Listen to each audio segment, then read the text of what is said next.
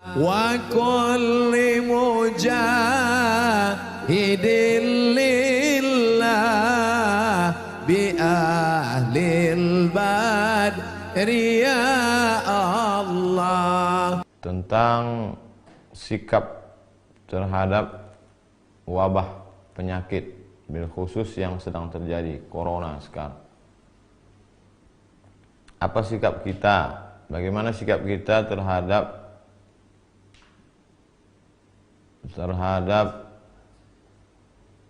beberapa daerah yang mengosongkan masjid, tidak melaksanakan sholat Jumat dan sholat berjamaah?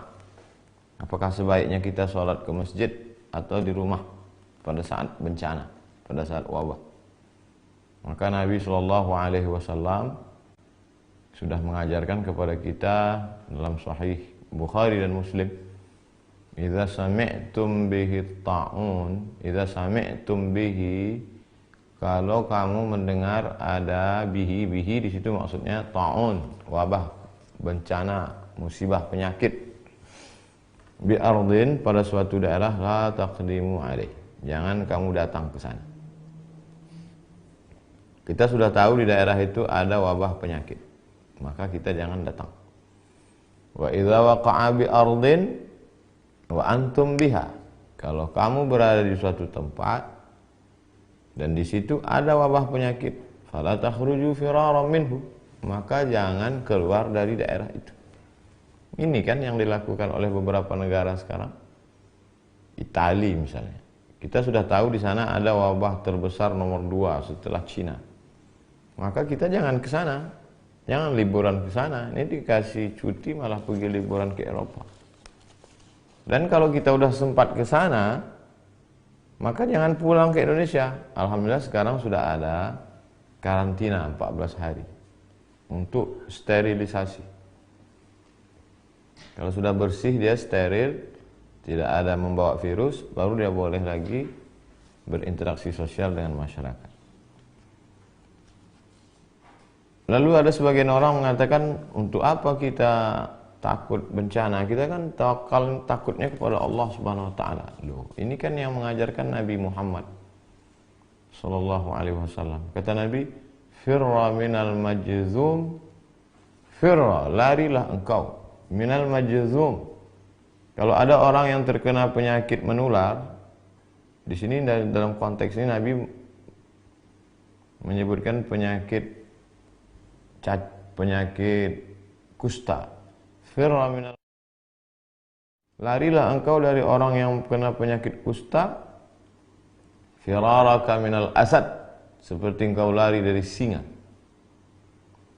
Jadi kita lari dari suatu daerah kawasan yang banyak virus itu bukan kita lari dari takdir. Bahkan pada masa Sayyidina Umar bin Khattab ada suatu lembah, di situ banyak wabah, hama, virus. Kemudian kata Umar bin Khattab, mari kita pindah ke tempat yang tidak ada manusia di situ, yang bersih, steril. Loh, kalau begitu kita lari dari takdir, kita pindah dari takdir yang buruk ke takdir yang baik. Nah, jadi bukan berarti ketika ada orang terkontaminasi bakteri lalu saya tidak takut pada bakteri, hanya takut pada Allah. Itu tidak betul. Kita sudah meninggalkan sunnah Rasulullah SAW. Bagaimana kalau ada orang yang jelas-jelas tertular, kena virus, lalu dia ingin bersalaman dengan kita? Zaman Nabi pernah itu. Ada orang yang sudah terkena penyakit kusta menular. Kata Nabi, inna qad bay'anaka farji'. Kami sudah membaiat engkau. Sudah berbaiat. Farji, mestinya berbaiat itu salaman. Tapi kata Nabi, karena dia kena penyakit menular, inna qad bay'anaka. Sudah, farji, pulanglah. Tidak perlu bersalaman.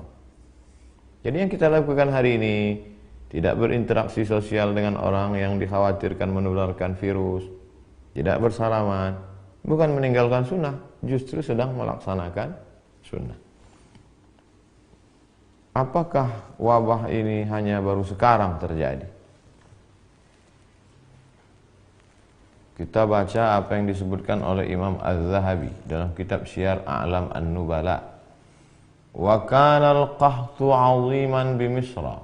Pernah suatu masa terjadi di Mesir itu masa paceklik. Wa bil Andalus. Tidak hanya di Mesir, sampai ke Andalusia, Spanyol. Mesir, Libya, Tunisia, Aljazair, Maroko, Spanyol. Wa ma'ahidha qahtun wala waba'un mithlu. Belum pernah terjadi masa paceklik, kemarau panjang dan wabah penyakit sedahsyat itu. Bi Qurtubah di Spanyol, di Andalusia. Hatta baqiyatil masajidu mughlaqah. Sampai masjid-masjid ditutup. Bila musallin, tidak ada orang salat. Masjid tutup, tak ada salat. Sama seperti sekarang. Wa summiya 'amul ju'il akbar. Tahun itu disebut dengan tahun al-ju'il akbar. Tahun kelaparan, wabah penyakit terdahsyat, terbesar dalam sejarah. Begitu kata Imam. Jadi jangan pernah kita merasa memang ini lagi takdir kita. 1820 pernah terjadi. Dulu ada namanya kolera, dulu pernah ada flu burung, dulu pernah ada medco. Dan ini takdir. Makanya di antara rukun iman antu'mina billah wa malaikatihi wa kutubihi wa rusulihi wal yaumil akhir wa biqadri khairihi wa syarrihi. Oleh sebab itu bagaimana sikap kita? Ati'ullah, taat kepada Allah, wa ati'ur Rasul, taat kepada Rasulullah SAW, wa ulil amri ulama. Majelis Ulama Indonesia sudah mengeluarkan tentang masalah salat berjamaah, tentang masalah tidak berkerumun, dan saya pribadi tidak melaksanakan tabligh akbar untuk menjaga ini.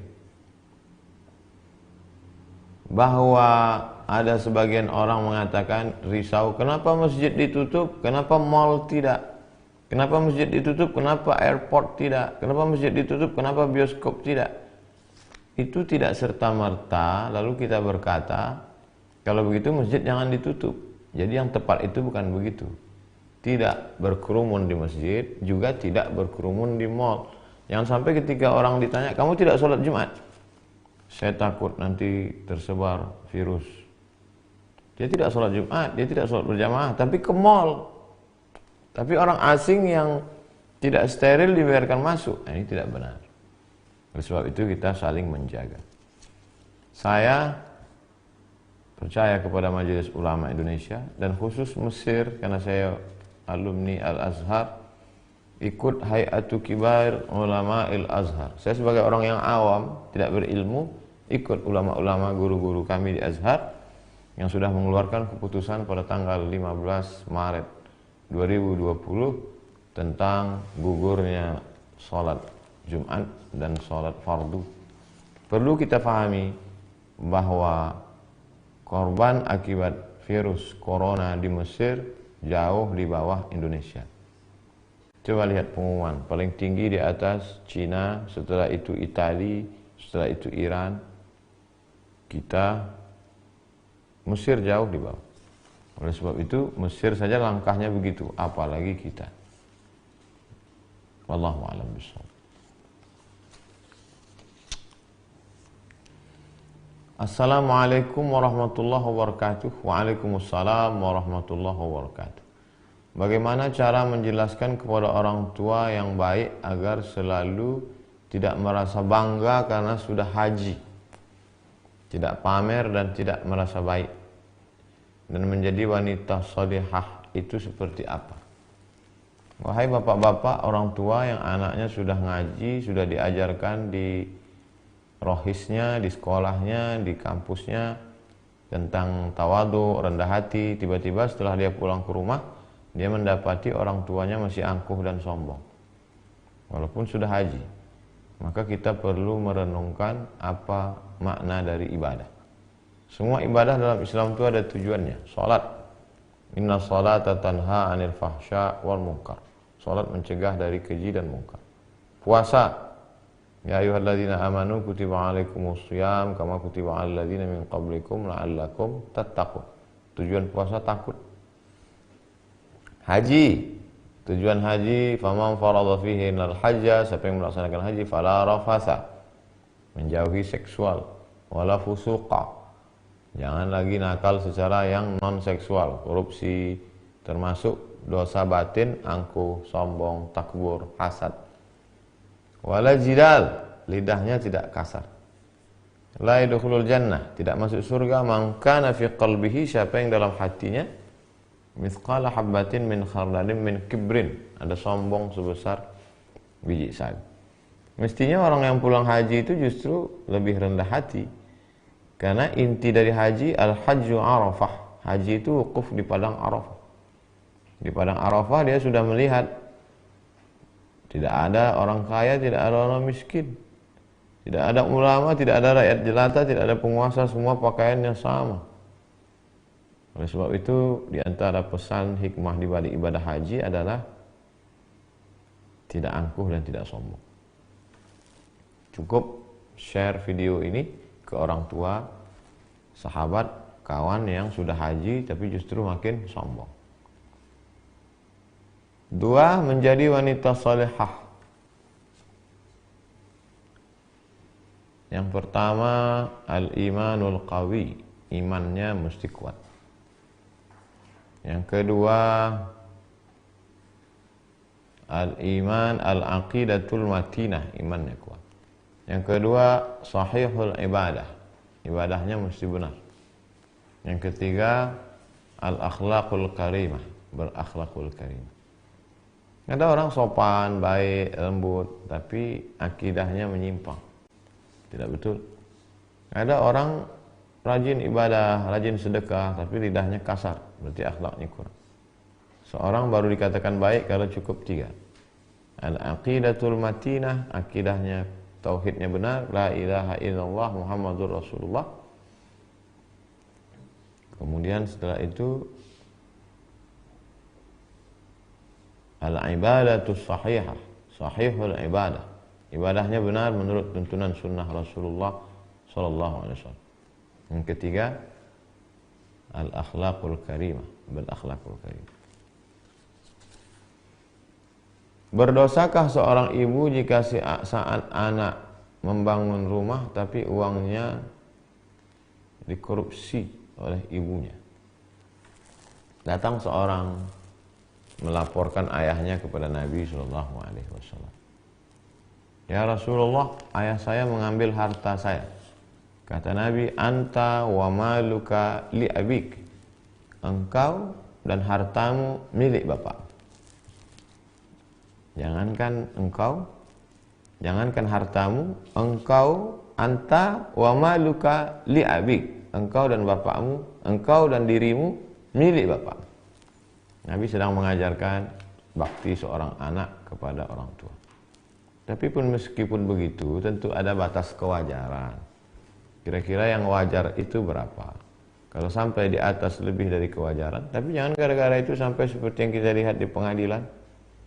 Seorang anak menuntut ibu hanya karena sebatang kayu yang dipotong. Oleh sebab itu tidak benar. Jadi dalam hal ini mesti dilihat batas kewajaran. Ibu mengambil uang untuk keperluan dia sehari-hari. Kira-kira batas yang normal, yang wajar itu berapa untuk kebutuhan seorang ibu?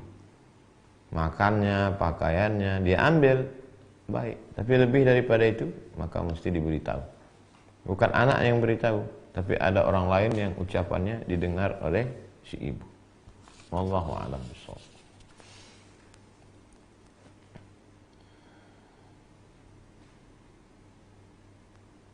Kenapa saya susah sekali dapat jodoh? Jodoh itu bagian dari rezeki. Oleh sebab itu, wa fis sama'i rizqukum wa ma tu'adun. Rezeki kamu dijanjikan Allah Subhanahu wa taala. Suatu ketika Nabi lewat di depan Abdullah ibnu Mas'ud. Ibnu Mas'ud sedang sedih. Kata Nabi, la tukthir hammak. La tukthir hammak. Jangan terlalu risau dengan hidup, wahai Abdullah bin Mas'ud. Ma yuqaddar yakun. yang sudah ditetapkan Allah untukmu pasti terjadi. Wa ma turzaqu ya'tik. Apa yang sudah ditetapkan Allah menjadi rezekimu pasti datang. Rezekimu lebih tahu di mana engkau berada daripada engkau mengetahui di mana letak rezeki. Oleh sebab itu, disitulah letak keyakinan, disitulah letak iman. Alimtu anna rizqi la ya'khudhuhu ghairi fatuma'anna qalbi. Aku tahu bahwa rezekiku tidak akan mungkin diambil orang lain. Fatuma'anna qalbi, hatiku menjadi tenang. Begitu kata Imam Al-Hasan Al-Basri. Tapi tetap ada ikhtiar dan usaha. Idza sa'alta fas'alillah. Jangan pernah bergantung kepada manusia. Kalau minta sesuatu, mintalah kepada Allah. Idza sa'alta, minta fas'alillah. Wa idza sta'anta, minta tolonglah kepada Allah Subhanahu wa taala. Wallahu a'lam bishawab. Amin. Salatullah, salamullah ala taha rasulillah.